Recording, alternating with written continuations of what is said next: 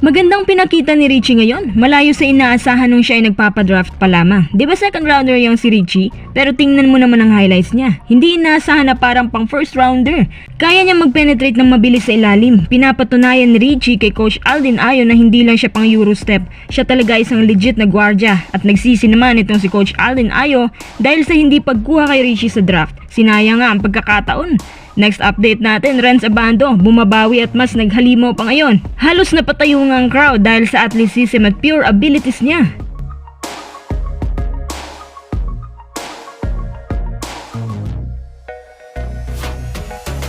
Bago tayo magpatuloy, kung nais mong suportahan ang aking channel, just click subscribe and share. Hindi inaasahan ng ilang mga coaches to Naalala ko pa sa draft, medyo bumagsak sa expectation natin yung draft order para kay Richie. Akala natin top 10, pero ang mahalaga yung performance niya, hindi pang top 10. Marami ang nagsasabi na overrated lang kasi masyado si Richie. Pero ibang iba yan sa pinapakita niya ngayon. Grabe yung mga galawan niya at mabilis makapag-penetrate sa ilalim. Mabilis din sa assist. Tsaka yung Eurosteps niya, ang ganda namang tingnan. Siguro kapag napuntang Converge to, mas babagay siya doon.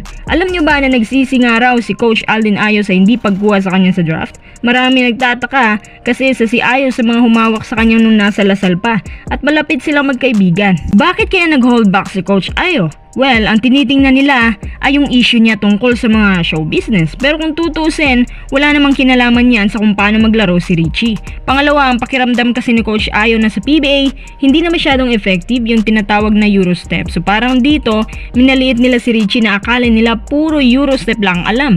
Napansin ko dito kay Richie, role player po siya. Marunong siya magpaikot ng bola. Alam din niya kung kailan ang attempts at maganda ang connection niya. Kumbaga, maganda ang chemistry tuwing nandyan siya sa floor. Maganda ang ikutan ng bola. Para bang ang Phoenix nakatagpo na isang legit na gwardya talaga. Base sa highlights niya, nagsisi si Coach Aldin Ayo sa hindi pagkuha sa kanya. Pero dahil tapos na, wala na siya magagawa kundi ang purihin si Richie sa kanyang highlights. Magandang bagay na nag-exceed ka sa expectation nila kasi nga, bumaba ang tingin ng mga tao sa kanya nang bumagsak siya sa draft down to second round. Kung sa bagay, ang dami namang PBA players na second rounder. Pero magaling ngayon.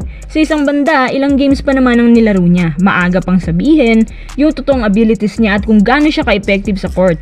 Basta't ang alam ko, gagawin daw siyang franchise player ng Phoenix kasi jackpot daw ang player na nakuha nila. Sana lang, huwag dumating ang pagkakataon ng batang to ay magiging subject sa trade gaya ng lagi natin nasasaksihan.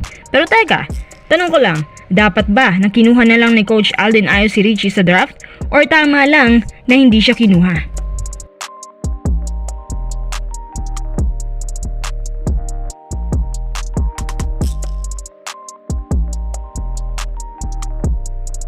Tara, second update agad tayo. Nako, grabe na tong si Renz Abando. Sobrang naghalimaw na talaga sa KBL. Sa laban nila recently, halos siya lang pinagtitinginan ng mga tao doon dahil sa kanyang athleticism at mga dakdak.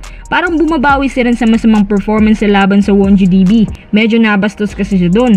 Tumataginting na 18 points agad ang nakuha ni Renz sa unang quarter pa lang. Naging dominant si Renz kasama ng kalang import. Grabe yung talon niya at mga hook shots. Sa second quarter, mas lumulobo pa ang kalamangan ng anyang KGC dahil sa magandang rotation at tila pumutok lahat ng mga kasamahan niya. Sa third quarter, tila natatanaw na ng anyang KGC ang kanilang panalo pero hindi pa rin sila nagpabaya sa kanilang lead hanggang sa ika-4 at huling quarter, hindi na nakabawi ang kabila at panalo na naman ang anyang KGC. Marami nga nagsasabi na ang anyang ay magkakampiyon ulit sa KBL kapag healthy roster at nasa condition din si Renz. Ibang klase ang nagagawa niya. Halos kinakaldag lang niya sa blocks yung mga imports. Si Renz payat pero meron siyang extreme defense na mala Jordan kung tumalon. Sa palagay ko, kapag mas nahasa pa ang outside shooting ni Renz, mas mahihirapan pang lahat sa team na to. Mas maganda din kung i-improve ni Renz yung jumpers niya. Pansin ko nang galing niya sa one-handler shot. Hindi cheap shot ang ginagawa niya. Tsaka nagiging all-around si Renz every game. Yung crowd nga halos napapatayo na niya. Parang merong aura na nagbibigay momentum sa team. Pinagkakatiwalaan na rin siya ngayon ng coach niya. Sana more playing time pa para kay Renz. Lalo na sa panahon na ganito na maganda ng pulso niya at ginaganahan. Mas magiging exciting pa ang malabanan sa susunod na games kaya tutok lang.